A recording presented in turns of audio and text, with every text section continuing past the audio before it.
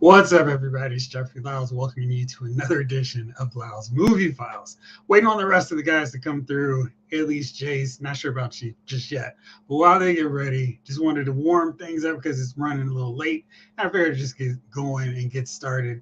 There's a ton of stuff going on. I just read what's going on with the X-Men comic books and really not. I'm really happy that I stopped reading modern comic books from Marvel. I'm about halfway there with DC, but yeah, I'm really glad that I just go to my omnibuses and trades if I want to go to classic comic books, kind of stuff that got me into it in the first place. Because what they're doing now is really shaky and really kind of like, I don't think you guys know what you're doing anymore. Anyway, let's see what's up with everybody in the crew who all is already here joining us for this fine show. Afton Child, hello. 80s kids answering my question that I posed. What could save the MCU? X-Men. That's your answer. Snake Eyes is here also. Hey, Jeff. What's up? Blake Tarpley's in the building. Nobody can fix it. The fix is in. It won't change. They're playing the long game of having the next generation consume the products and love it. And speaking of things that we love, let's bring in to the stage, to the studio, the man, the myth, the legend himself, Jason Miles. What's up, bro?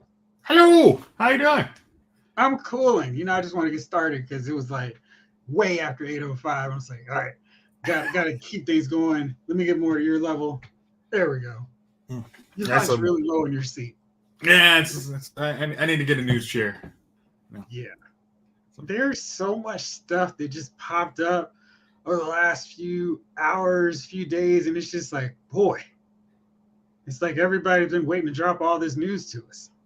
I think it was like the floodgates were just, I think a lot of people were just dying to tell the news during the strike that it's just now just like, all right, here, we got to drip it out. We can't have it all come out the same day, but it's like we got to have some, so each time you got a Variety or Deadline, Hollywood, every day should have a new article or something going on. So what we got? So much, and I'm trying to figure out where to go. Let's start with news that was encouraging. I'll start on a positive note. So, always good. The Fantastic Four movie is rumored, everybody behind the scenes, the top choice to play Dr. Doom is Cillian Murphy. And that makes me happy.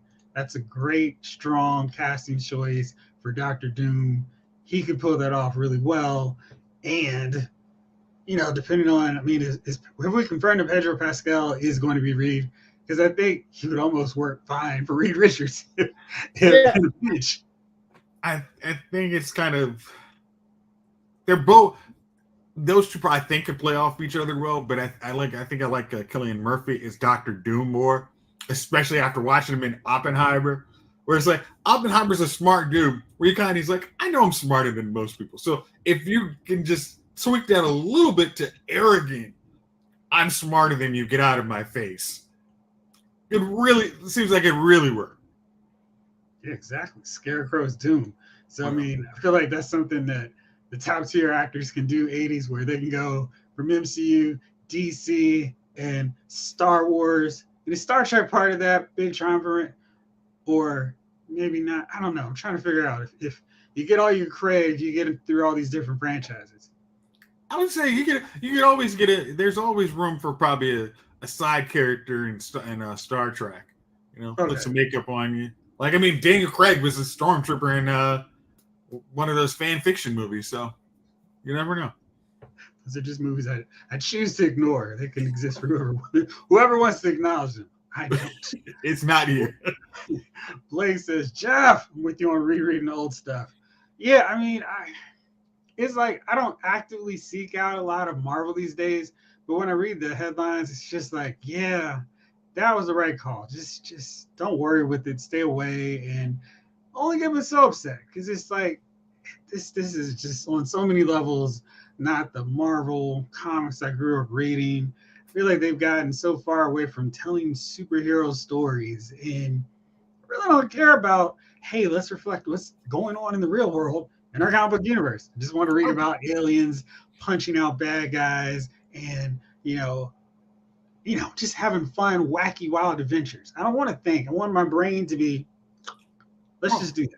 Well, Joe, I think I talked to you about this a lot. I think what has happened is people they don't think grand. I mean, they think of this really small area and they think of their daily life. Like in the 60s, people were trying to get to the moon. They were thinking very grandiose. Like, hey, I can go to the moon. I can go be an explorer.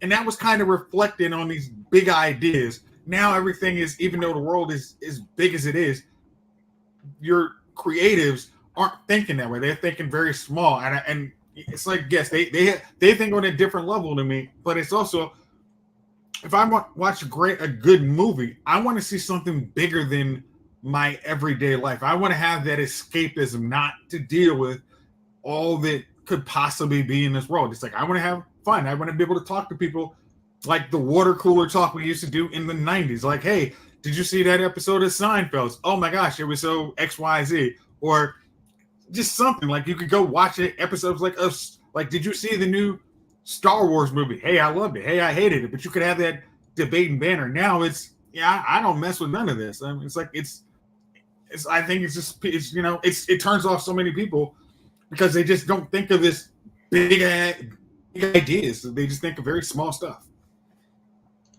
Very, very, very small stuff. Blake also says Christoph Waltz could do Doom and has the accent. Is he short? Is he short though? I don't know how tall he is. Let's find out. No. I mean, it's not like we can't give him lifts. I mean, he is Doom, so he's in a suit of armor, so it really doesn't matter technically his height. Just you want him. I would kind of almost want him to be imposing. He's 5'7", so we're gonna need some lifts. Yeah, like I mean, it works for Homelander, but I don't think you want to do it for Doom too. Not for Doom. Okay.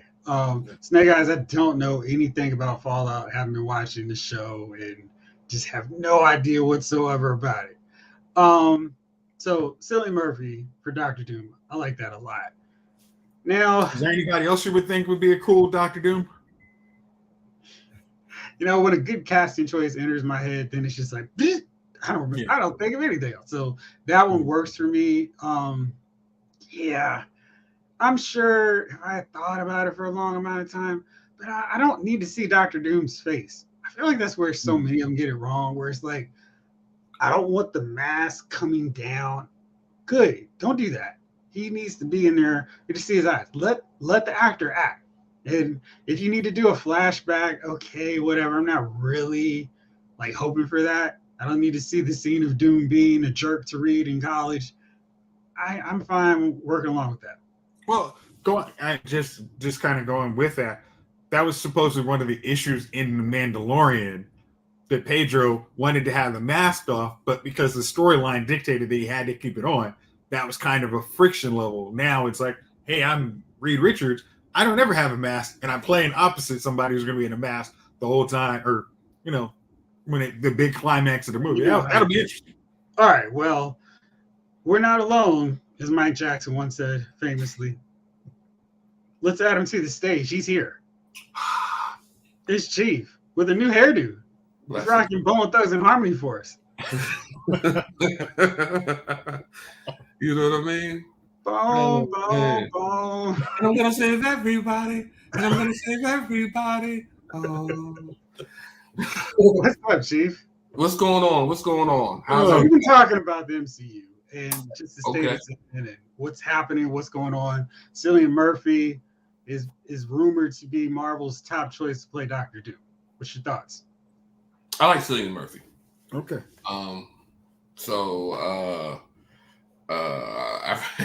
What's the little the 28 days? 28 days later. Yeah. So I've been following his career since then. Him and old girl who was in it with him, the black girl, and I can't remember her name right now either. So Naomi Harris.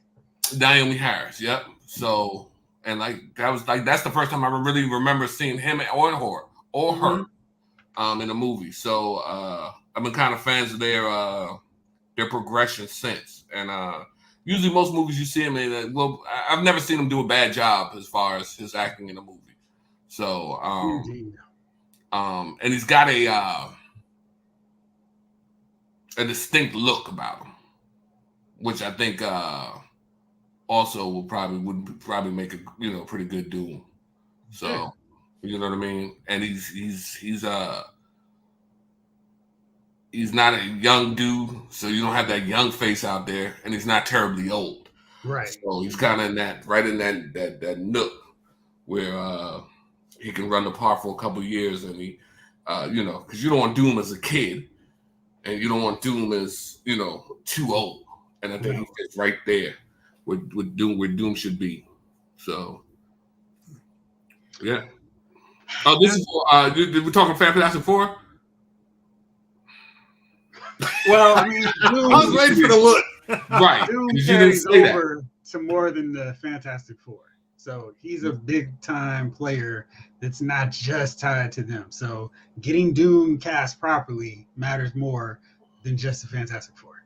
Thanks for clearing that up, because you're gonna have to send me the supercut of him in Fantastic Four, just his parts. You know what I mean? Hey, you are rough.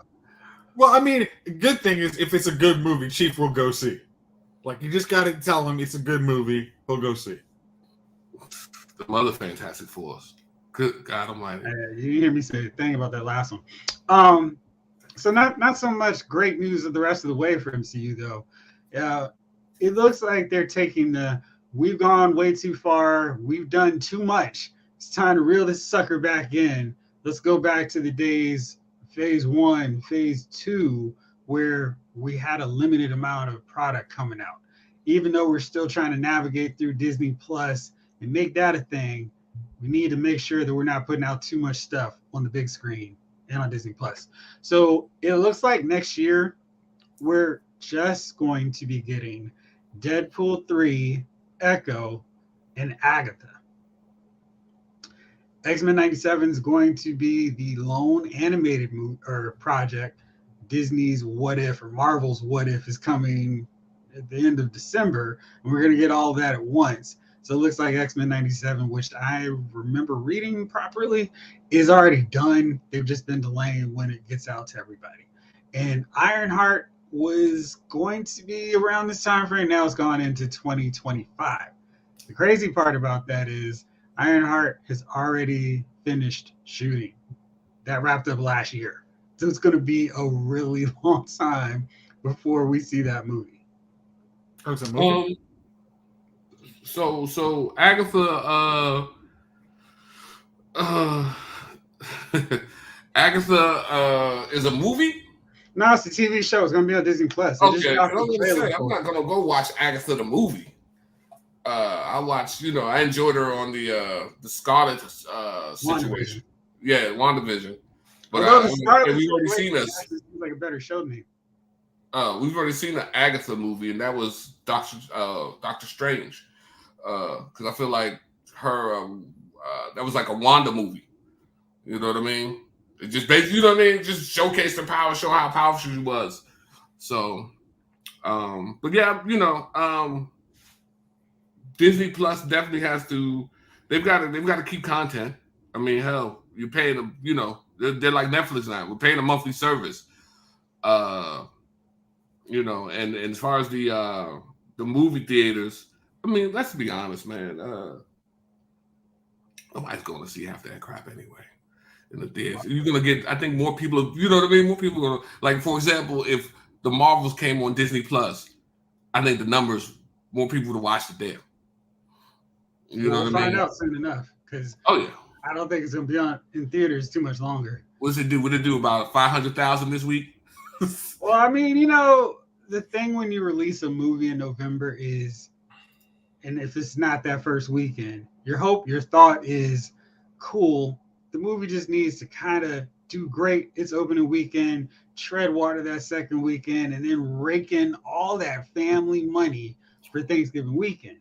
And surprisingly, that did not happen. So for its third weekend in the box office, the Marvels failed to crack the top 5. It earned 6.4 million over the Thanksgiving weekend. That takes its current domestic total to $76 million. So it might not make 100 million by the time it's out of theaters. Jeez. Okay. That doesn't even okay. Now since we've all now seen Blue Beetle, The Marvels is a better movie than Blue Beetle. Like Far better. I mean just that just doesn't not track. I'll tell you why it tracks. It's because people have long since written off DC. So they're like, whatever, I'm not going to go see this movie. It's a waste of time. They've already told us this stuff doesn't matter. But with Marvel, the quality of their films, their TV shows has kind of dropped dramatically over the last year. And people are like, that's it. Marvel's is going to be the one I'm putting my foot down and I'm not going to see it. Okay, no, Jeff. I'm like, didn't Blue Beetle make 100 million? Well, what I'm saying is that people would go to see Blue Beetle over the Marvels because it's this thing of, yeah, it doesn't matter. They may go see it, but they're not going in like, oh man, DC is going to be doing some big stuff. They're like, I'll go see it. There's no expectations for it. People might see it, they might not. But with a Marvel film, all you need to do is see Marvel, and now it's basically $200 million. Yeah. Now it's not even 100 million. Well, the weird thing is, everybody was saying, "Oh, it's after Endgame. These movies don't count, or they're not caring." But No Way Home and Multiverse of Madness. I just checked out the numbers for you because I wanted to find out for you. Blue Beetle had a worldwide gross of 128.6 million, with 71.2 million coming from the U.S. and Canada. Okay, so that's the Marvels beat it then. Yes. So, you know what I didn't want? Well, there's a couple things why I didn't want that I didn't go see the Marvels yet. One, I didn't ask for the movie. You know me. That's right. You know I asked to see. And then the other thing was, we saw the one girl on Disney Plus, right? Both of them. Yeah. No, I'm not talking. I'm talking about she had her own show though. Right. You're talking about Ms. Marvel and Ms. Marvel had her own show. And who are you talking about? And you're not talking about Monica Ram. Same one. Well, she was on the Disney Plus show too. Who? What other show was they on? Were they on? She was just on WandaVision. Okay, yeah, okay. So that's what I'm saying. But she wasn't nobody on WandaVision. She was, like what I'm saying. The part was, it was there, but it was like that small. She was. No, she was. I'd say she was like the third lead on that show. I mean, because she was in every episode and was an active.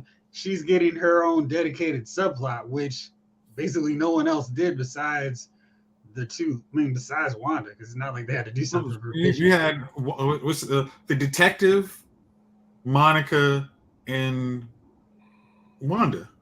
I know her part wasn't really big, but okay. The guy from Ant-Man, Jeff. That's what I'm talking about. Oh, the Shield agent. I you know, and I hate not the Shield agent, like the detective from Ant-Man, who's.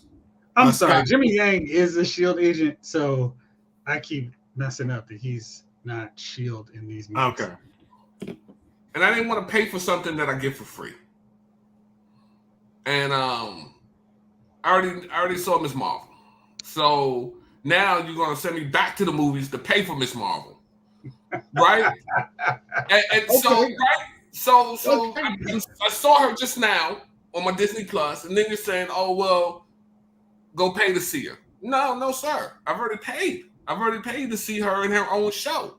You know, the last thing they got me on, and what I'm already angry about, because they tricked you into buying water in bottles.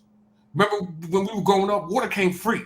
Came out the sink, came out the hose when you was playing the water bill, summertime. Right? Look, you drink a bottle of water now. You used to get that right out the tap. And they tricked you into buying it and telling you the water you was drinking is no longer good. So now you got to buy bottled water. And I didn't want to buy bottled water. And I felt like Miss Marvel was bottled water. And they were forcing me to go pay for something that I sell technically for free at home or I've already paid for. And so I never went. And I don't know if I'm going to see it in the theaters or not. I mean, I know Lost Movie Files gave it a great review. And I see in the comments, people are like, yeah. But I've already paid for the product. You're not, Strafe, you're not wrong, because there have been people, like, when a lot of the other Disney movies, when it comes to, like, the Cars, the animated movies, they're like, hey, I was getting this for my Disney Plus subscription. I don't want to jump to the movies and spend, since I suppose spend too much on movies. Okay, whatever.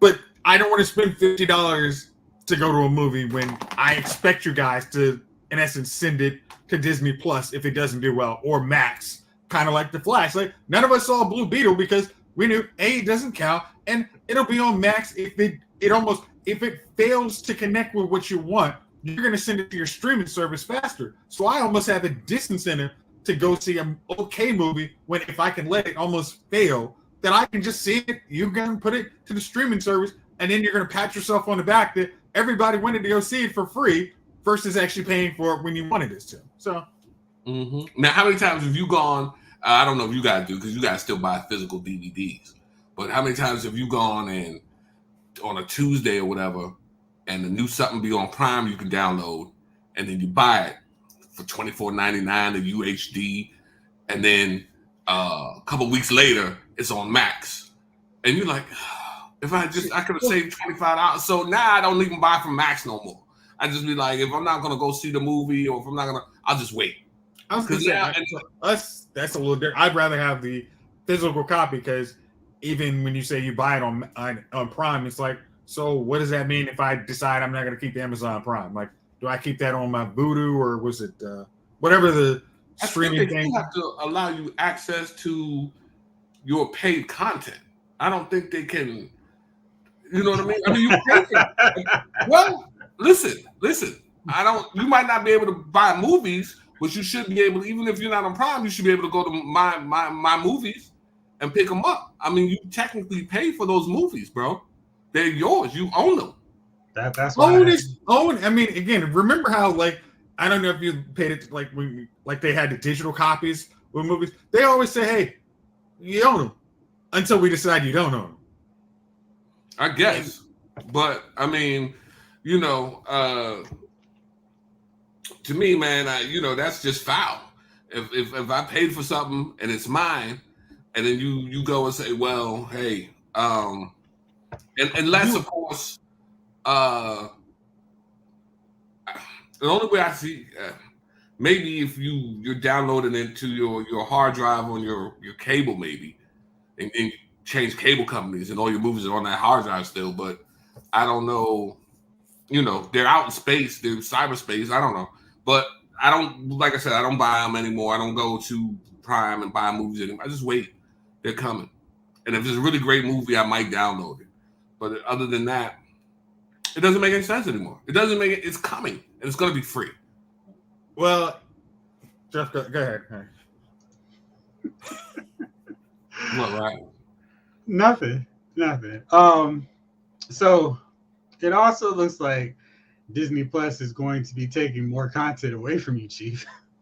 Dan Rickman says that after Werewolf by Night and the Guardians of the Galaxy Holiday Special underperformed on Disney Plus, even though we've never seen rating numbers for these shows, they're not doing any more of these. And I like both of them. I thought they were fun and a good use of Disney Plus, and I think that's more what they need to do, as opposed to doing, these shows that people may or may not watch. And then when the characters get transported to the movies, people are like, who are these people? Okay. Even though, I mean, you could watch the show, but there's some people who just don't, are like, I don't know. And I don't have Disney Plus, so I've never watched WandaVision. I've never watched Miss Marvel. But I feel like the special presentations were a way to do a character, I mean, like the Punisher. Blake was asking about that earlier. Jeffrey Dean Morgan. But I mean, I like John Bernthal. I think he's a great Punisher in the MCU. I'm pretty sure he's coming back in that role. So Jeffrey Dean Morgan would be fun to have in MCU in whatever capacity. But I feel like they should do more of that as opposed to shows like Echo, which I don't really feel like there's this big audience for it. It's like, why are we pushing Echo? If that's the vehicle for more Daredevil and Kingpin, just do the Daredevil show. Jeff, exactly. Like the effort and time that we've spent on Echo is what could have been going into the script for Daredevil season 4. Or if you guys want to call it Rebirth, we're going to use the exact same characters, like as stupid as that was. Like I'm not understanding. I must be wrong, but the fact they said that Werewolf by Night was so successful, they decided to do a colorized version of it. Now you're going to tell me it wasn't successful? Because that does not seem like it tracks. Because you told me it was working really well. That's why you were making it colorized for the next year, because it was did so well the year before. We want to do another similar, exact same version just to have a re-release. It was just Werewolf by Night was one episode, right? There's a movie. Yeah, I mean, it wasn't even it was like a 75-minute movie. So, I mean, it was like a DC animated movie. And that's all it needed to be for that. We didn't need 8 episodes of him going to the castle, meeting all the people, and then on episode 7, oh no, they're all my. It's like, that's how that would have played out as a TV show, which would have felt like it was really dragging. But the fact that they nailed it so quickly, it was like, yeah, let's do more of that. Guardians of the Galaxy Volume 3 was like, hey, this is to hold you over before Volume 3 comes out, but holiday special Guardians. But I felt like that was the way they should go with many of these. Well, let's say it's like Guardians was probably very expensive because you had the same actors. You didn't miss an actor. So I feel like they had the love from James Gunn. They were like, whatever, we'll just do this while we're on. But I'm sure they did as a favor, but I'm sure their agent wasn't very happy with the whole, oh, let's do this for favor money. I doubt that happened. I think more likely is everybody got their cut, and then, they did. Guardians has been a successful property on the animated front and movie front, so I'm sure they thought, let's do a TV special. I think this will do very well. I didn't hear anybody complaining about that last year, but if they don't have a Werewolf by Night on Blu-ray, I'm going to be pissed because that was really good. Oh wow, hard copy. Yeah, I'm trying to find this again, because this probably opened up too many windows. So it looks like, if I could find this, of all of the movies, there we go, that all of the 2023 films that had a higher than $200 million budget, Guardians of the Galaxy Volume 3 was the only one that made a profit. Is that for Disney or all studios? Period. So that includes let's see, Wish, which is the animated Disney movie, somehow has a $200 million budget. Ridley Scott's Napoleon also has it. There were 13 films that had a $200 million plus budget. Now that doesn't include Oppenheimer or Barbie. They only had $150 million budget. So they really did the thing, but that's wild that Guardians was the only success. It definitely kind of makes you think, well, maybe they should have done everything they could to keep James Gunn in the circle, because he's the only one getting things done. I think they're just figuring, people aren't, like kind of how Chief says, people aren't jumping out to go to the movies anymore. You got to figure out what that sweet spot of your budget. You got to spend less than what it costs to make She-Hulk Attorney at Law is your movie, and keep that budget under, like 175 basically needs to be your top line budget from now on. It's like, if you don't see this is not a sequel or a beloved property, new products do not get 150 more than 175. Like, I'm gonna come out with shirts for all of us. I'm gonna buy them, and I'm gonna put on it, nobody asked for this. And then every time we come to an intersection like this, we all just, you know what I mean, just show our shirts. Which one of you guys were asking for the Napoleon movie? Not me. I mean, there's I like a good Napoleon story. bro. Like, I mean, good biopics are always worth it. But I like Joaquin, but okay, all right. So listen, this is the director of Gladiator. Like, do you think he doesn't deserve a epic level budget for his Napoleon movie? I'm not saying that. Listen, I'm not saying that because Gladiator was an amazing movie. Kevin Bacon was enjoyable in that, but I don't know, man. It's just some of these movies. Sometimes I don't think it's the right. It's so much stuff going on, bro. Like, I mean, the movie theater is wild in there now. Like, you know what I mean? It's wild in there now. It's people literally having conversations with each other. The screen, they don't police it. There's nobody in there like, hey, listen, if you don't shut up, we're gonna go ahead and kick you out. There's none of that, right? So nobody wants confrontation. Well, but that's my point though. So you go and you've paid your $18, like the person next to you who's literally having a conversation with the person next to him. Like, I remember I went to the movie theater and these two, they could have stayed home. These two women were just basically almost facing each other in their seats. Like, yeah, well, girl, man, that's crazy. And so there was some empty seats, and we went further down. When we went further down, the people behind us were like, yeah, man. Oh, watch out, don't you go in there. Oh, we're like, no, there's nowhere to hide. There's nowhere to run. So, like, when you go to a movie theater nowadays, it's like a Forrest Gump, a box of chocolates. You never know what you're gonna get. And Nicole Kidman told me the movies are a fantastic experience where we all come together to experience the joys of cinema. Are you saying she's lying, Chief? Yeah, like who's the one we went to? Ask Nicole Kidman the last time she sat in a regular theater with the people. You know what I mean? Nicole gets her movie shipped to her house, and there's a guy who puts them in her theater room. Timothy, we're going to be watching such and such tomorrow, so I need you here to load them up for us. Yes, ma'am. And her and her family are there watching the movies, and Timothy's in the back, making sure everything runs smoothly. So there's no, they'll tell you whatever. I remember when we went the pandemic, and I remember Gal Gadot or somebody was in this lavish pool, and they were like, "Please stay in your houses." And I'm like, "You did that from the pool while somebody fed you grapes?" Like, some people's houses are 800 square feet. Your pool is larger than some people's houses, and you're telling us, "Hey, listen, I know it's hard for everyone. Is it hard for everyone? Is it though? Is it? Because after you finish swimming laps, you'll probably go down on your yacht. You know what I mean? Diving into the Mediterranean. Like, you got to be kidding me." So, what a celebrity says has no weight on my life at all, because I just look at them. You're not even real. You're Twitter space. It's imaginary. So, yeah. So Ryan says a teenager making less than minimum wage doesn't want to tell people in a dark theater, shut up, there's a chance he's going to catch some hands. I agree with that. I mean, that's true. I mean, nobody wants to catch hands, but maybe if you came with 6 and y'all had those big, heavy flashlights. You know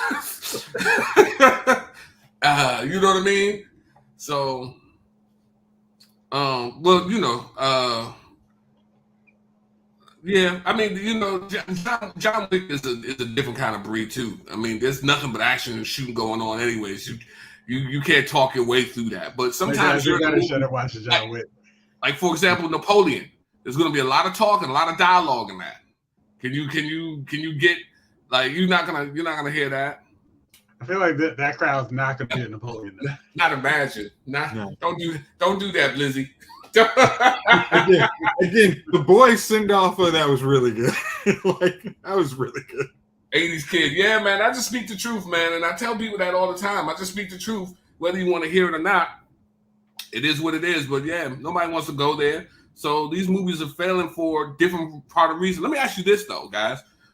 If there was something that could make you pay say $35 a month, and you got the movies at your house, would you pay for that subscription? Where you didn't have to go out, but you got all the fresh new movies that were in the theater directly streamed to you? Yeah, that was when they never thought that was going to be the model of Disney Plus when they were talking about using what was it, the Disney exclusive. I was really like, if that premium access, I was like, I will pay $30 to watch Black Widow at the house versus going out during coronavirus. Or if I could see Mission Impossible Dead Reckoning on my giant TV, even though I might lose a little bit versus having to go pay for parking and all the other stuff, I make that call. You spend $100 at theaters, so it's definitely worth it for you. Let's say, maybe after this new studio contract, they kind of like, all right, we got to think of if the studio says that, hey, we can't have too many of these $150 million losses. We've got to think of a new way to get content to our patrons that doesn't cost us as much money, and we actually everybody makes profit. If we have to cut out the movie theaters that are taking half of what we make out of a ticket sale, maybe we need to think of that and figure out another way, or hire different people who go to the movie theater. Like, hey, you have to be 21 to get in our theaters now because we don't want the kids. Like, they can't enforce rated R movies. They're not going to do that. All right. Do you want your stroller in our rated R movie? Sure, why not? Go ahead, get out of our face. Listen, I don't want your newborn in there. You know what I mean? Stop bringing your child that's just gonna cry the whole movie theater. I don't want you talking. I don't want to hear your soundtrack. I don't want any. Like, they tell you the movie before the movie even starts to shut the hell up.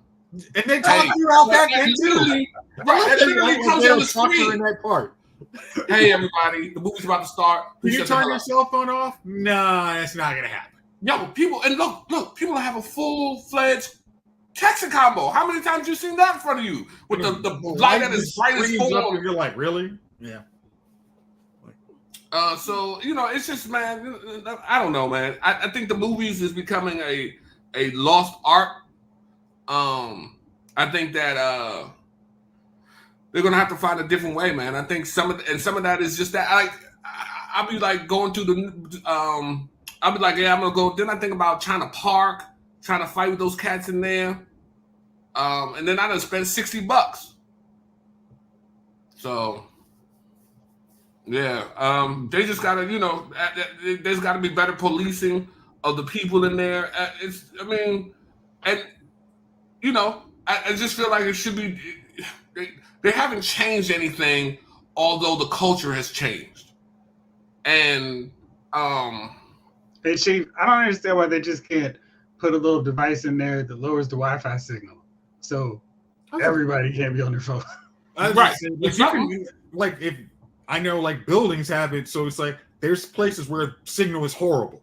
If you could just make that, every one of their theaters is basically made out of that concrete. It's like, well, I can't text, so I guess I gotta watch a dang movie. Like, that would be helpful. Maybe somebody just stand in the front the whole time, just to perturb, to hit you with the light, pop up, quick little, and you talking too much light, pop up, something. It's just, I don't know. Again, as Ryan said, do you want to be that person flashing somebody in there, and you flashing the wrong person? And Jay, I got you didn't go to school with me. Jeff went to school with me. Jeff knows something about them hands. I know you are. Are you the 18-year-old who's getting paid $15 an hour to see the idiot who wants just, it's my show. This is my show. This is my comedy venue. I'm going to talk throughout this whole movie.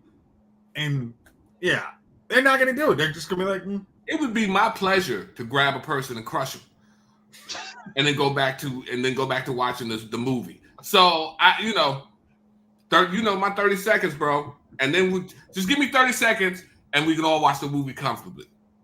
So, My local theater is the best accommodations 1991 had to offer. Most people can't text during the movie because the lead paint messes with the signal. Right? That theater sounds amazing. It does sound amazing. Blake says there needs to be just an EMG that shoots off before the immediately turns off when the credits start rolling. Jamer says that's how folks to shut up now for free. Hey man, listen, I go. We all know Skins. Skins will sit in that movie, and somebody will be talking. He'll be like, "Hey, shut up." So, hey, I've seen him do it. I've been with him when he's done it. I have been with him as well and seen that happen. Okay. Stug138 says it's funny people pay money to see a movie at the theater and they text and talk. What's the point, dude?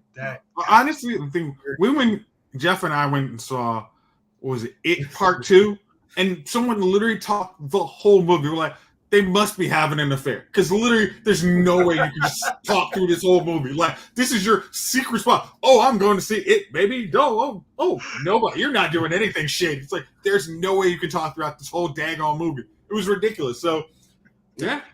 So like I said, man, the theater is losing on a lot of different points. And I think that people getting out to the movie theater now, it's not as fun as it used to be. There's that, there's always somebody acting up.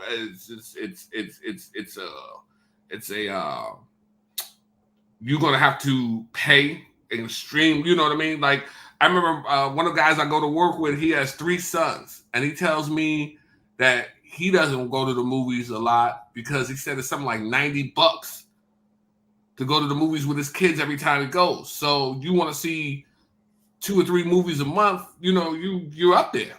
So, and then, like I said, the hassle of it all. So I don't know. Well, like if you just like your buddy, if he wants to go see the new Disney movie Wish, where he's like, hey, this looks like it could be fun, and he's like, my budget is stretched, and movie right now is on the low bar. I will watch Disney Plus. I will watch Amazon and just turn on Paw Patrol or whatever. And that's just what it's going to be. Like, I don't have budget money for all this movie that just may or may not be good. Or get the movie sweeted and then tell them that's the actual movie. I never know the difference. I think the main issue is the pandemic really showed, kind of like with people going to work. Wait, I can work from home, get the job done, and you want me to sit in the hour of traffic and pay for parking and go to the stupid food court to pay all this extra money when I could just be in my pajamas and have the food that I already bought and still get the same work done and have more time because I'm not spending 2.5 hours commuting. And then when they're going, hey, we want y'all to come back to work, people are like, whoa. So with the pandemic, they're like, here's a way for you all to get to the movies and watch them. You can pay extra, pay $30 to get it at your home. People are like, that sounds like a great deal. I don't have to worry about the little kid kicking my seat behind me, his parents not doing anything whatsoever, the sticky floors, and then, hey, why are the lights moving at the theater? No, that's not moving lights. That's rats moving along the floor. So you don't have to worry about that stuff, hopefully, at home. And because they opened up that door, that Pandora's box, where, hey, this is a great way to watch a movie. The only moron who's being a jerk on their cell phone here in this theater is me. And I can press pause. So I think they have put themselves in this bad, terrible situation where people are like, yeah, we're good. Thanks. This is, I can buy a 85-inch Q level OLED PQ TV, and I can kind of boost up my sound. I can get 2 Dolby Bose sound systems. I can feel like I'm at the movie. I can even have somebody rock my chair if I need to. If you're not paying for a Top Gun experience, it really doesn't pay to actually really go to the movies. Like, Top Gun is this is an experience. Everything else is just, I can watch at home. Yeah, and Jalen's right. Most people I know with young kids pay $30, whatever it was, for stuff like Mulan in 2020, watch with the fam. And people love that because they didn't have to pay $60 for 4 people. And then, I want some popcorn. We just ate. I want some popcorn. Can I hit a slushie? That's gonna be another $50, player. It's like You you can go. you can't go for the popcorn and slushie at home. We don't have that here. I was just saying, yes, you can get some good movie store popcorn and hook that up in the microwave, and you get a whole big box of that for $15. Basically, one round of movies. Forgot we got to do the Jiffy Pop. Uh, And 80s kids had one experience the movie Wish, but I would rather get a classified figure. Yeah. And then you got what's priorities. this movie Wish? It just came out. It's a Disney nostalgia / moving forward movie based off of the premise of When You Wish Upon a Star. So that's what the movie is about. It's got all these callbacks to old school Disney, and people who've seen it are kind of mixed, like, oh, this was cool, and others are, maybe there are too many songs in this one. And maybe this is too much like, hey, remember when we were so great and awesome? Yeah, so I don't know, I'm going to see it soon. So they're making you pay to see it. Yes, it is a new animated movie that is just it. This is one of their $200 million movie that Disney thought was going to be a Pixar level movie because it brings you this much nostalgia. It has the songs or the old reverence of old classic Disney, and so you're gonna pay to see a movie about movies that you've already seen. No. It has its own totally different story. Yeah. If you watch the trailer, it looks like, okay, there's something. I can see how you guys think there's going to be something fun here. It just didn't look like families thought the same. So speaking of fun things, I definitely needed to get into this. You sent me this earlier. So people really like Thor Ragnarok and thought that was a real turning point for the Thor character in the MCU. Director Taika Waititi said he only made the movie for the money. He did it all for the money. Hey, the money. Hey. So he knew absolutely nothing about Thor, didn't really care. He was on the Smartless podcast and said, you know what? I had no interest in doing one of those films. It wasn't on my plan for my career as an author, but I was poor and I just had a second child. And I thought, you know what? This would be a great opportunity to feed these children. And Thor, let's face it was probably the least popular franchise. I never read Thor comics as a kid. That was the comic I'd pick up and be like, ugh. And then I did some research on it, and I read one Thor comic or 18 pages, or however long they are. And I think there's no place left for them to go with that. I thought, well, they called me in. This is really the bottom of the barrel. Now, of course, Ragnarok got a lot of love, but if you're like a serious hardcore Thor fan, there are some things that are like, ugh. What are you doing to these characters? How do you kill off the Warriors 3 so callously and make Executioner kind of a joke with this? Kind of. It was a joke. I mean, he Yeah. was a joke.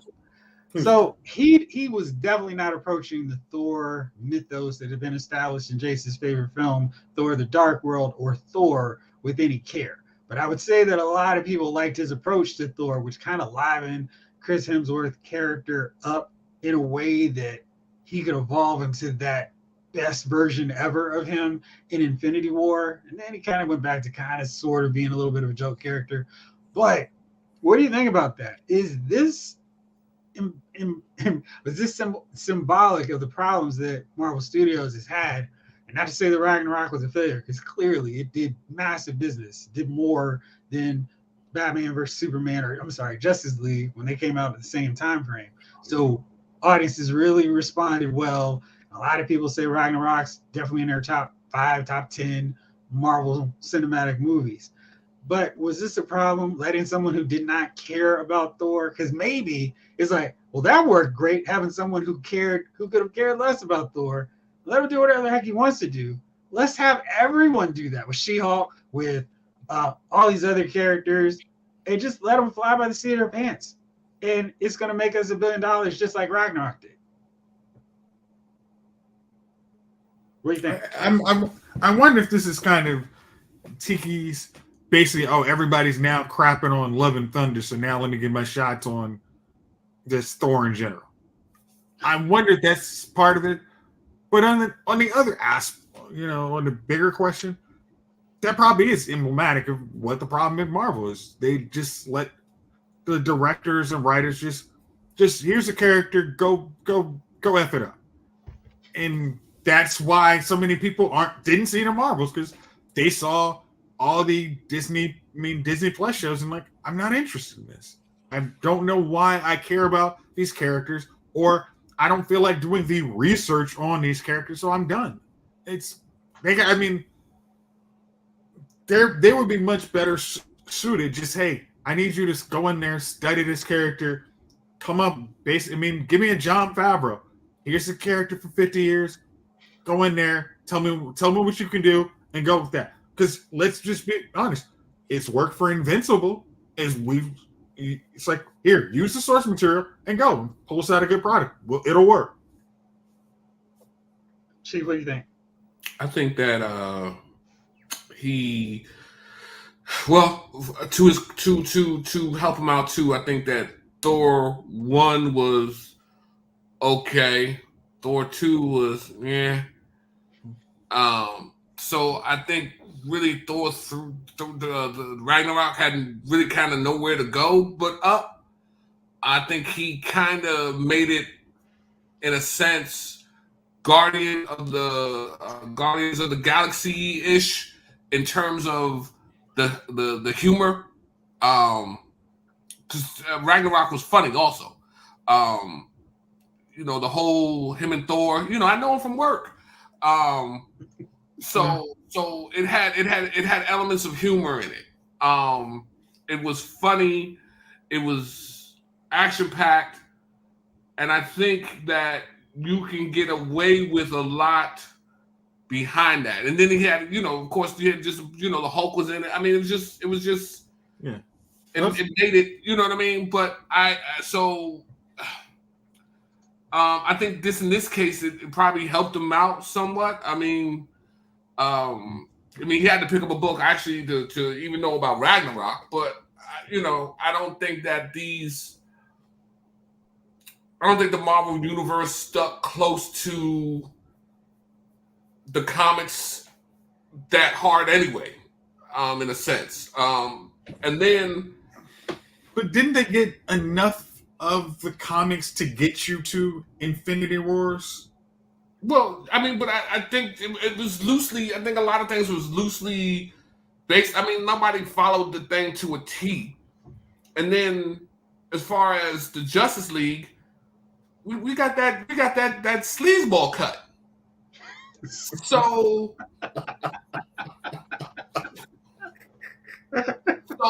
nobody was going to pick that Justice League over Ragnarok. Now, had we gotten the Snyder cut, I think the Snyder cut would have sold more than Ragnarok. I think you know what I mean? Because I remember we had that conversation. We was like, okay, it's 3 hours.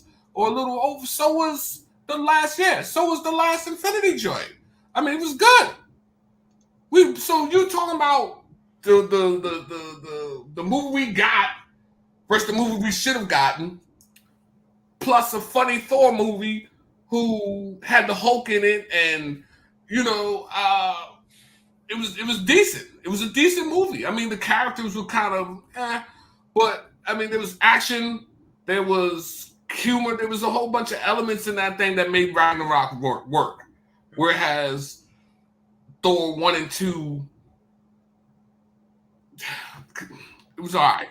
I didn't like 2. I liked 1 somewhat. Love and Thunder, I pretend don't exist. That movie that's my ultimate, that's my flashpoint. You know what I mean? Like, another Lonnie on Earth 63 watched that. It wasn't me. Oh. So I don't even pay attention to that. So, but it's just certain things, man. Like, I think he got it. And then when you're not eating, you're hungry, you put together a decent product. You know what I mean? When you had to work for your food, you worked.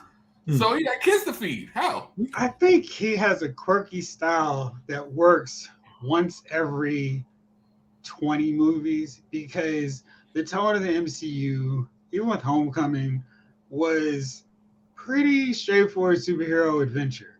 Ragnarok was definitely a departure from that. The Guardians are their own separate entity.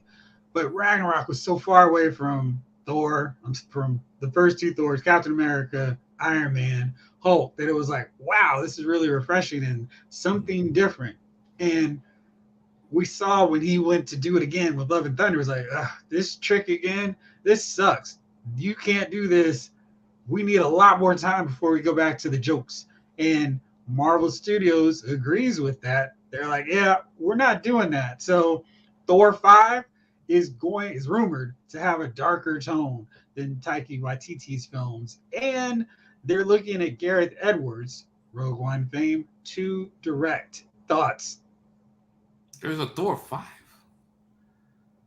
Well, the Thor's best part immortal. about Love and Thunder for me is they did not kill Thor. Like that was my best favorite part because it was like, oh man, they're bringing Jane in. Does this mean we're gonna kill off Chris Hemsworth? And that colored me from disliking it as much as I should have on the first viewing. But then after I thought about it, someone was like, yeah, this movie wasn't great because I was just like, don't kill off Thor. That's gonna be terrible. And when they did, I was like, okay, all these other sins I'll gloss over. And then I sat with it. And then they started sitting in my stomach a little too long. I was like, ooh, that was bad. So that was why I thought it wasn't terrible when I first watched it. But then after it was like, yeah, it was bad. So because they didn't kill him and because Chris Hemsworth is like, yeah, I think there's still more to do with Thor. Yeah. And he's down. He's not like, I'm out of here like the rest of the big six. He's like, yeah, let's do another one, but we probably need to lay off some of these jokes from Ragnarok. Yeah, by him actually critiquing, like, okay, I can see this didn't hit. Like, by him actually not 20 years later saying, yeah, we probably made a mistake. We were too goofy on Love and Thunder. I wouldn't mind going revisiting the character and, taking it in the darker direction. Now, where would Thor 5 fit in their phases? Like, that's you have to connect. Again, the best part of the MCU was a connected universe. So just throwing out movies that don't connect just keeps hurting it. We are ingrained that, hey, Marvel films connect to everything. And then when you see they don't, we're like, then why do I need to see this? So I don't know why we need a Thor 5.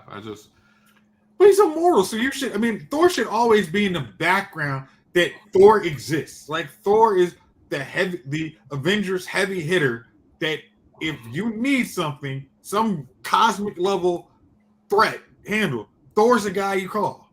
Like, Thor's the bridge from the other Avengers to any other incarnation. So say we have a Falcon, Captain Marvel, Doctor Strange, Spider-Man. Why do we need Thor? We have Captain Marvel. Why do we need Avengers? We have Captain Marvel. Okay, sorry. I like Captain Marvel. They just overpowered. Okay. Yeah, they did. But so I think that's why they're keeping him around. He can be an Avenger. He has that adaptability as a standalone character and certainly in team books. Or he could just come and save the day or help save the day like he did in Infinity War, where he's not even around the rest of the Avengers. Oh, great, Thor's here. And, there's still a place for him to make sense and is worthwhile. So, yeah. So Ryan had a good point. I don't think any work-for-hire director is obligated to love the material or show faithfulness to the lore. That's Feige's job, to make sure fan service is baked into the story and presentation. I agree with you wholeheartedly with that because I think a fresh eye and a fresh perspective, like it did with Ragnarok, can work. We just need those gatekeepers to go, yeah, okay, this is a little bit too much. Let's bring it back in some more. Whoa, that's exciting. I like some of this. Let's tone it down to say 30%. And I think that's that great marriage. But clearly Feige's been overworked trying to do all this stuff, maybe trying to get a Star Wars movie going before that got shelved. So he's done too much. He's doing too much. Was doing too much. And I think this is why we're seeing the brakes getting fully pumped. And this is why it's probably a good thing we didn't get a Fantastic Four or X-Men movie before this big revelation, before Marvel's had a disastrous box office performance, because it's really going to make them settle down and go, all right, we can't have this happen again. Okay. But like when we were coming out with our budget for Marvel, and you want to cough down some money, the two things you could have put on the chopping block were Echo and Agatha. You could have said, hey, just like DC that called for write-offs of these movies, you can say, hey, we're not going to release it. It's going to load. I mean, Echo could be good because it's a rated R, and I'm just watching Daredevil, and it's like, oh, a rated R thing would be kind of cool. But is that really going to get everybody excited for a TV show they're not necessarily going to watch? I doubt it. So you giving them to say, hey, we can scrap these two products, save this money. I mean, whatever write-off we use to make ourselves profitable next year when we release our big comeback movies that gives us back that goodwill that we supposedly lost. I think that would have been better. I'm probably sure I can speak for Chief on this. I don't care about a studio's profitability. I don't care how much they make year after year. Those guys are giving themselves some hefty bonuses every year. So they never need to go, I've got to keep the studio profitable. You can drop your salary for a year and we'll keep it afloat much longer than you cutting a Batgirl or a Blue Beetle. Not the Blue Beetle was cut. There were rumors for that. Or Agatha or Echo. I didn't ask for Echo or Agatha, but it's not something of, oh, we got to keep this studio profitable. Nope. Well, the profitability does come with the Bob Iger's job. It's like, hey, if you want to see Kevin Feige, that's their job is to keep the studio profitable, so you go see new movies. Like you, because how's that working? Like Paramount, the reason you haven't seen another Star Trek is because they can't figure out how to make the dang things profitable. It's like they have been good movies, but they can't figure out how to. The studio head in Paramount can't make them profitable. So it is incumbent on the actual persons. Like, hey, if people don't want to see this, if you have somebody like Chief saying, I don't want this, and you have enough people, then don't give it to them because it's just going to frustrate them more to the point where they're like, I'm done with the whole brand. I love the new Star Trek. You get somebody else to replace that person. To be honest with you. I said I love the Star Trek with Chris Pine. Yeah, they're much more action focused than the original Star Trek, which does appeal to a newer generation. It's like, hey, you get us aliens, you get us the next generation. Huh? Did you say the newer the next generation? The current generation, possibly a new generation, because I'm just messing with you with Star Trek. Huh? I'm just messing with you with Star Trek. Oh, I get it. Real quick. You got a Black Panther shirt on? I do. Okay, so Parks, don't ever do that again. Sometimes Jeff doesn't wear pants. So you're gonna have just get him to take a picture and then put it up in the because a couple months ago you wasn't here. He stood up, he didn't have any pants on. But you know this is a lot. I don't even wear shorts. Most people, nobody wants to see that, but we didn't. Thankfully, that Star Trek with Chris Pine was good, man. It was the first one was excellent, where they all got together. Yeah, when you got a new timeline, and it very much like, hey, we created a paradox. Like, so if you love old Star Trek, it still exists, which is also one of those really smart things they did. This still exists, but the old stuff, we're doing something new. And if you love us, cool. If you love the old, enjoy it too. And I think they probably, and not knowing the time frame, they may have learned from Star Wars, like, here's how we can get around this. We can keep the exact same characters, but give them a fresh take, and everybody, and if you like it, cool. You're right.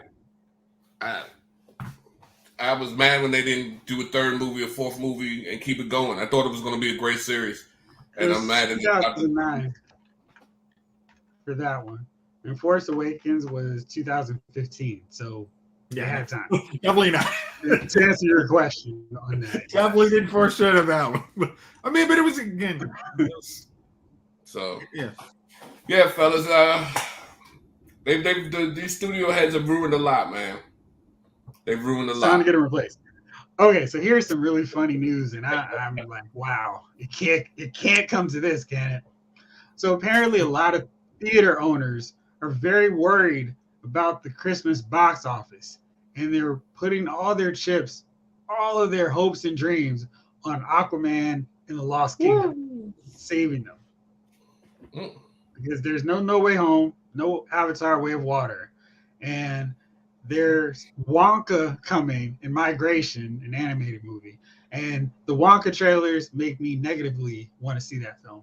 And Migration seems like it could be cute, it could be whatever. But Aquaman and the Lost Kingdom, I don't know what's happening. I don't know why we need to redeem Ocean Master. That's lame.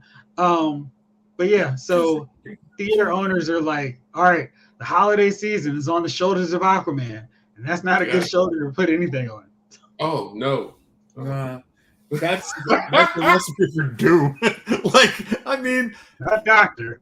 yeah, with a movie that's had to have multiple reshoots because they can't figure out how to actually make it useful. And you know what movie had multiple reshoots, Chase? Wonder Woman 84. 84, brother. I knew you was doing it. Wonder Woman 84. If you, because I think this was years ago when there was real concern that movie theaters were going to go out of business. If this is the year, this is probably the worst year. If your budget's not right, trying to rely on Aquaman, you might want to start selling some seats or something. Selling the cameras, the projectors, because hey, would you like a movie store popcorn thing? You might want to start looking into that because Aquaman's not going to save the day. It's going to do it, man. No, he's not. Yeah. Ryan's heard some great things. I hope Amber Heard is great in this one. You mean the 5 minutes she's probably in the movie? I heard her performance wasn't very good. I heard she crapped the bed.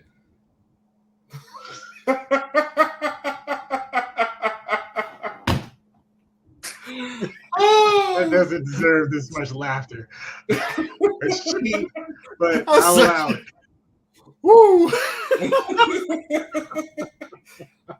Oh, man. Maybe too soon. Probably Maybe. not. Worse. Maybe. I don't know. I feel like if you do that, it's never really.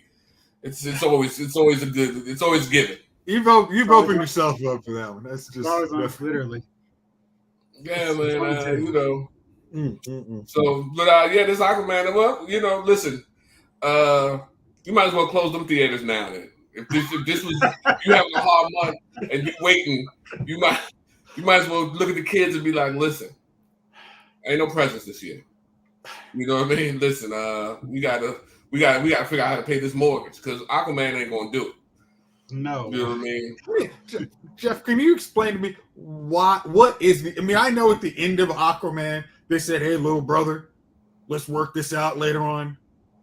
But you didn't have to. That was one of those things you didn't have to pay off because you already had Black Manta. So you could have just said, "Hey, he's still in jail from the whole trying to kill the whole world thing, but we'll get to him later." Like the idea of you trying. You're missing the thing. All these studios, and Marvel Studios is the biggest offender of this, are trying to recreate the magic of Loki. Loki started off as a super villain. No worries, I feel so bad for him. And in the first Thor film. And then they moved him over to Avengers, and he was a bad guy. He's a bad guy. Then with the second Thor film, let's put a bad guy so major that Loki and Thor have to team up because everybody loves Loki. And had Thor just fought against Malekith with no Loki in sight, that would have helped, I think, in terms of their fascination with, if we do all these villains just right, they can all be hits like Loki. And they're doing the exact same thing with Aquaman. And I don't know why, because no one is going to see an Ocean Master show on Max. That's not going to happen. Well, because if they wanted to actually think of something better, why not try and create a hero that becomes your villain? Which would just be, it's like the Dark. I mean, what do we have? The Dark Knight. That's what you had. You had a good guy that became a villain, which made that movie even better. Like to try and rehab the bad guy. Oh, he's not really bad. It's like I know you said this multiple times, but it's okay to just have somebody be bad. Like you don't need to try and rehab Hela like, hey, Hela could, she's not that bad. She can totally work. Like, no, she's literally been hanging out in hell. Like, literally wants to kill her father, and literally is like, I had a bloodlust. I am listen. Take it over. I want to conquer the known universe. That's what I want to do. I don't want to talk to you. I literally want to conquer. Or you could, it's not like the Captain Marvel bad guy that nobody can, I'm sorry, the Marvel's bad guy, which no one really can understand. Like, oh, I'm going to rebuild the world. So go to another one. Take the sun, the moon, and the stars above. So that's that. I'm not really feeling anything about Aquaman. I just they're going to be in trouble. One thing I want you guys to do, everybody, is check out some of these interviews that Iman Vellani's been doing. She's Kamala Khan, aka Miss Marvel. She is really on top of things with comic fandom, and she gets it. I always get annoyed when I'm seeing, so-and-so actors writing a comic book, but the way she was describing how she would do the multiverse actually had me intrigued, like, oh, shoot, this is not some actor who's randomly taking the role, and I've never known this thing. She was geeking out explaining the Beyonder, Molecule Man, characters we've never seen a sniff of in the MCU, and how they could tie into Kang. I was like, oh, excuse me, you know what you're talking about. All apologies when Marvel gave you a writing gig. You do your thing because you actually understand comic books. So check her interviews out. I don't remember who she was speaking with about it, but she's actually on top of it. So definitely check it out. Jamelin says Darth Vader sells to this day. People love Cobra. Make good villains that look cool, and you can still sell merch. Yes. And who doesn't sell merch? Palpatine, the one true villain. Again, look at how many times you go to you see pictures at Comic-Con that Palpatine. You will see many people rocking a Palpatine outfit. Like, many people rocking. But Vader, because he was in those movies, but he was always. For 2 out of the 3 movies, he was bad. He was wicked.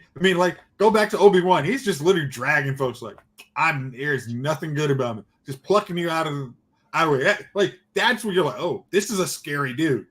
If you have these trying to be redeemed bad guys, nobody's gonna care about you. You don't have that menace.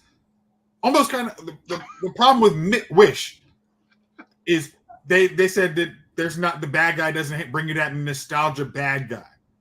If you want to have a really good bad guy, just make them wicked. And then maybe people will love them, but you got to make them wicked and have your good guy. Your face has got to go over, and that's what makes you a good bad guy.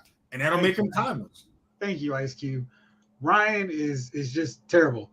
Can we all admit Palpatine was a poor man's Snoke?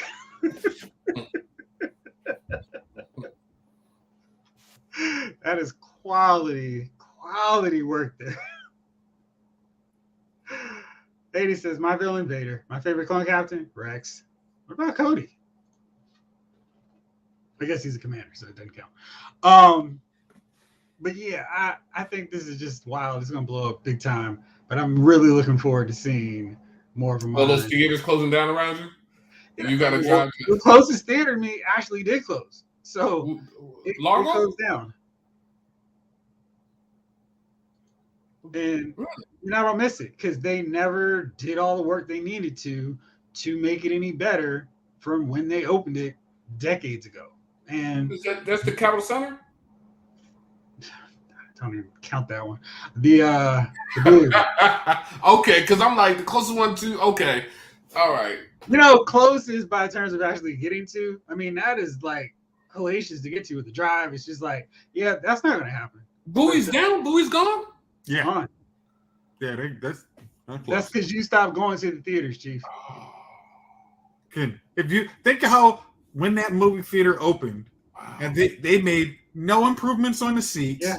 Yep. The quality of the concession went down when everybody else has been putting your gourmet food and items in there. There's this. All right, we got some candy and popcorn and a hot dog. You good? I'll throw some cheese whiz on these nachos for you. Yeah. So that's what happened. Now, something that I am very interested in because there is room and space for this. There's a new Alien movie coming out. or is this, yes, it's a movie, not a show. Alien Romulus. I don't know if Alien Remus is coming, but Alien Romulus is coming out in this movie, according to star Kaylee Spaney, is going to be taking place between Alien and Aliens. So, kind of interested about this. So Spaney was talking to Variety. They brought the same team from Aliens, the James Cameron film. Same people who built those xenomorphs actually came on and built ours. So getting to see the original design with the original people who've been working on these films for 45 plus years, it has been so much of their life, has been really incredible. So there's a lot of space here in this. I mean, we could deal with those colonists who get wiped the heck out when they go set up their colony. That could work. And, you know, they don't have to keep anybody alive. So there's the Rogue One element, which I know Chief is going to be like, I don't care because it killed out people. But what do you guys think about this? Because I'm like, hey, that sounds exciting and intriguing. Sign me up if it's going to be the quality of those first two Aliens. And then I don't mind Alien Resurrection. That was fun. I like that. When did the first Alien movie come out? 77? I think They you're brought the first probably two back? These guys would be in their 80s. 79. No. It's set between. So these characters, I mean, they're dead anyway. They're dead by the time Alien ended. Thank you, Ryan. And so Ripley would still be in stasis. So she's not. No, I'm talking about the design. Talking about the designers. When they started working on it. They'd have to be. They can't see nothing now. You see the eyes will be in the wrong place. Those eyes don't belong on the tail. So they're old, man. Hey, listen. But so it takes place between Alien and Aliens. And they're going back to the colony, that colony that got destroyed? No, they didn't say only person who lived was the little girl. Ripley. But that you know of. Maybe somebody else stayed around for a little bit longer too. Well, look, at least till they blew it up. Right. No. Okay.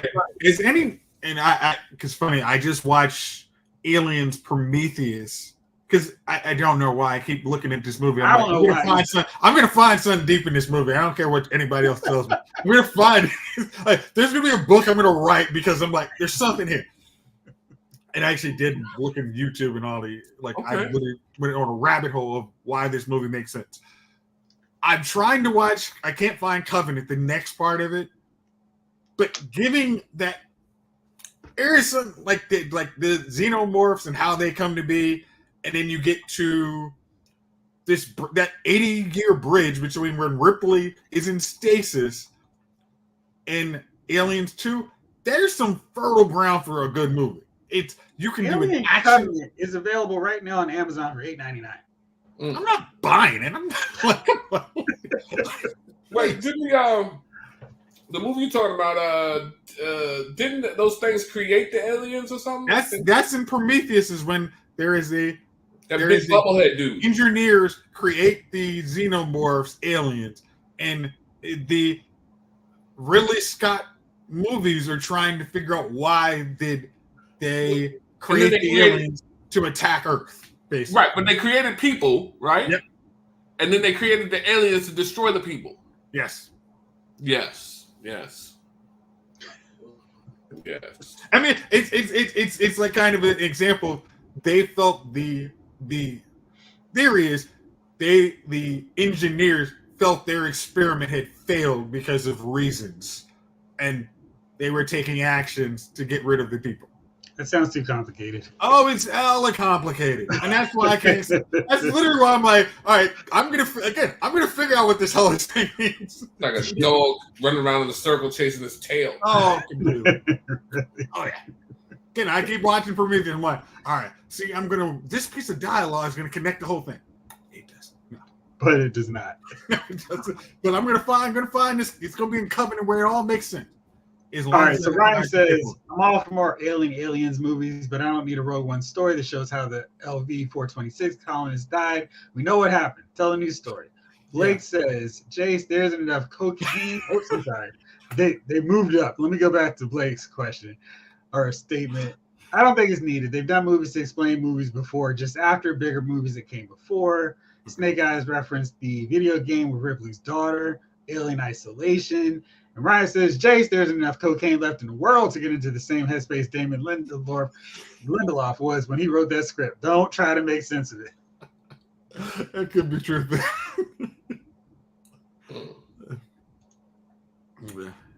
Not good. All right, so fellas, it's that magical time of the week. My nominee is locked, tight, solid. Jace, why don't we start off, do something different? Who's your nominee for Dummy of the Week? Okay, my Dummy of the Week is T.I. Son King. IT? Yeah, whatever his name is. He decided he wanted to go on IG Live because he's a virgin rapper like Michael Irvin's son, and once again wants to act like he's lived a life of hardship and rats and roaches and ghosts and goblins. And T.I. decided, boy, shut up! Like you have no idea. You've lived with a silver spoon. You don't in a mansion. You don't know what hardship is. And basically, like the fact that his father had to call him out, and then he eventually like, yeah, maybe I was talking out of turn. Like the fact you have to go on IG and act like you're somebody you're not, and your mom and dad are behind you, taking your phone, saying, no, he is not. Like the reason he left out of here is because he wanted to go over his grandmother's house and suck a pacifier until he was 12. Like that's what your mom says about you. Yeah, you're pretty much my dummy of the week on that one. So John Morant in the rap game. Wow. Mm. All right, so mine easily without a doubt is David Zaslav saying scrapping films for tax write-offs took courage. What content is going to help us win?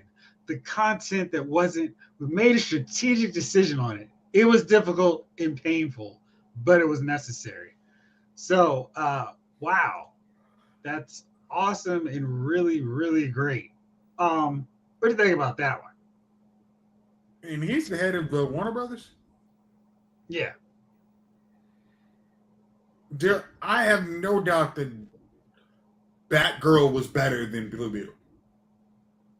Like, so to try and act like that took courage to try and make, like, you didn't have, if you had any clue on how to make money, you wouldn't have made the stupid sale movie. So yeah, I'm gonna keep my commentary.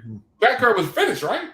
Yeah. Yes. Jason just needed a couple extra pickups to make it. Was going to Max, but then they were gonna let's make it into a big budget movie because why not? Then they said no, we're just not. Why don't they just throw it on Max now at this point in time? Because they took the write-off. It was courageous, though. Very courageous. Now, Chief, we're going to put this up. Hey, these kids, like, Havlab is always my dummy of the week. Wait, what? That girl was better? He didn't see it. He's just assuming. No, I didn't see it. No. All right.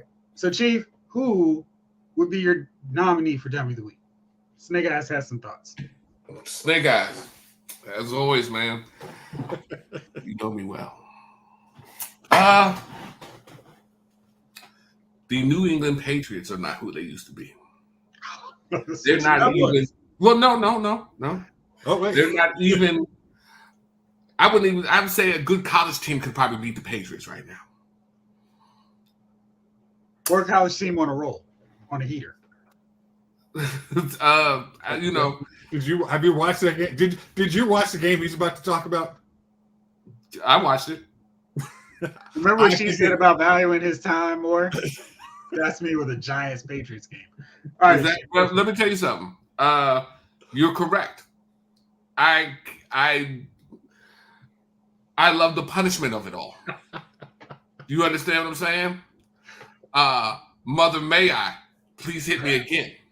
And I hold out my hand. And the ruler, it hurts. But I enjoy the pain at this point. I enjoy the pain. Okay? Pain is such a pleasant rush for you, huh? It has to be. It has to be. We've got Tommy DeVito out there, baby. I had to name the sandwich after him. Man, the chicken cutlet. So here we are, bro. The New England Patriots with a defeated Mac Jones, and he was defeated before he got on the field. I mean, this dude is just he's done. He has no confidence in himself. He has no confidence. You remember the water boy when he was on the phone with his grandmother? He was like, "Grandma, I didn't get the job," and he was standing and the phone wasn't plugged up and he was in high heels. That's Mac Jones at this point, right? The Belichick sat me down. So we have this guy. And the Giants are going up against them. And the Giants score 10 points. 10. Yes. If they had put the backup in the whole game, the Giants would have lost that game. Let's just be honest right here.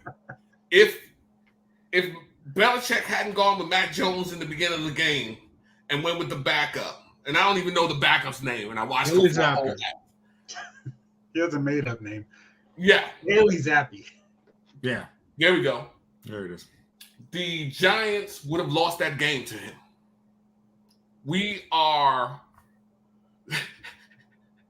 They're talking, the Giants can make the playoffs. They're still in it.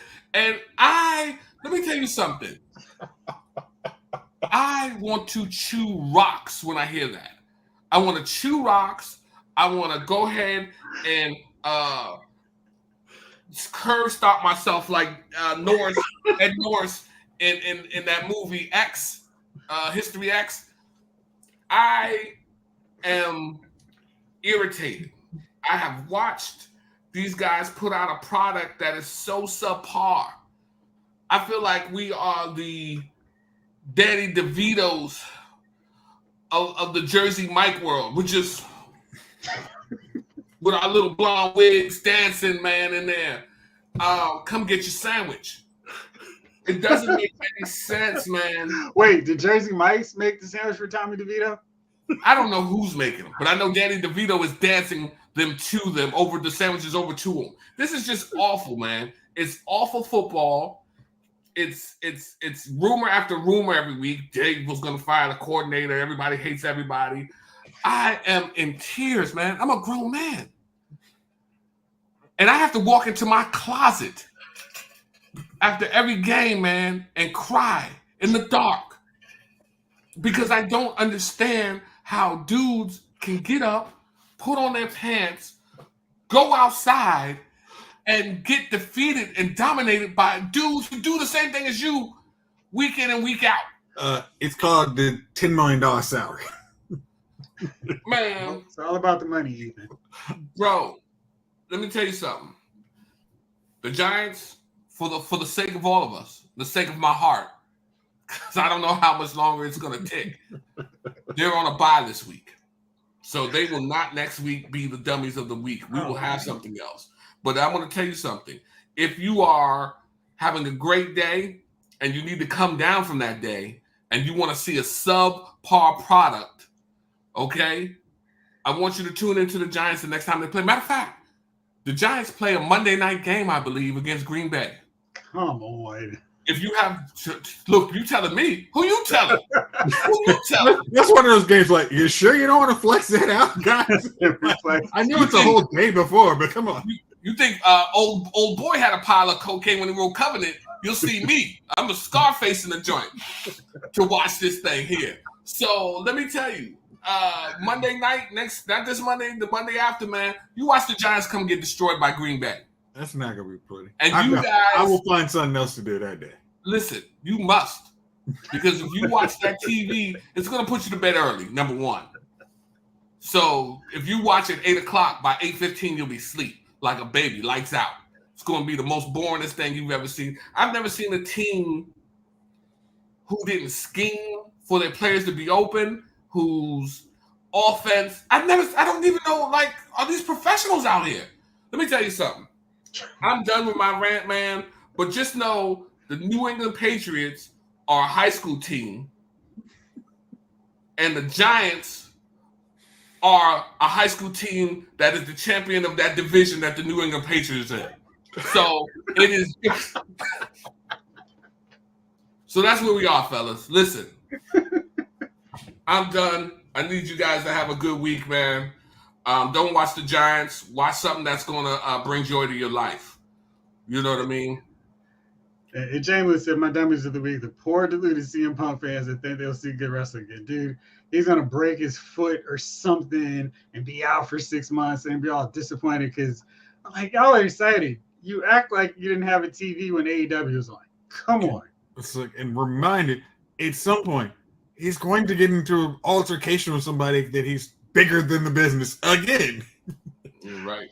This is going to be a mess. All right, well, fellas, thank you as always for rolling with me. Snake Eyes, Jamelin, 80s kid from the 90s, Ryan Daly, bringing full snark, Athen Child, Blake Tarpley, Lizzie. Jamelin, did I say Jamelin? I feel like I did, but just in case. James Green, Stug 138. I think that covers everybody who is kicking it with us here on this fine night. Again, I'll be back on tomorrow for live Lyles Figure Files. But it's about that time, fellas. When next we meet, when we reconvene, it's about time to start getting your list together for the best and worst for 2023. And what films do I need to watch before the end of the year so I can make sure I've covered everything that needs to be covered. All right, so for now, thank you all for tuning in and watching. This episode of Lyles Movie Files has been filed.